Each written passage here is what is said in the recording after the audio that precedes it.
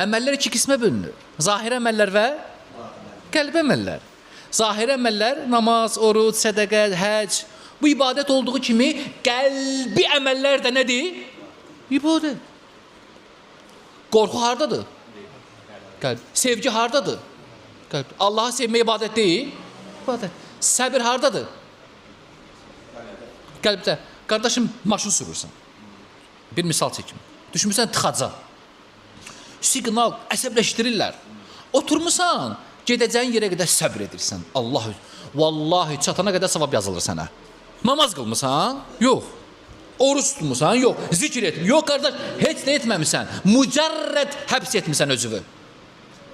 Səbir harda olur? Qəlbdə. Mənası nədir? Həbs, həbs. Danışa bilərdin, sən də söyə bilərdin, yoxsa yox. Qışqıra bilərdin, özündən çıx. Saxlamısan? Basa bilərdin. Basa bilərdin, etiraz əlaməti olaraq. İbadət edirsən. Maşındasan, ibadət edir. Sənə savab yazılır. Qiyamət günü o əməl tərəziyə qoyulacaq vallahi.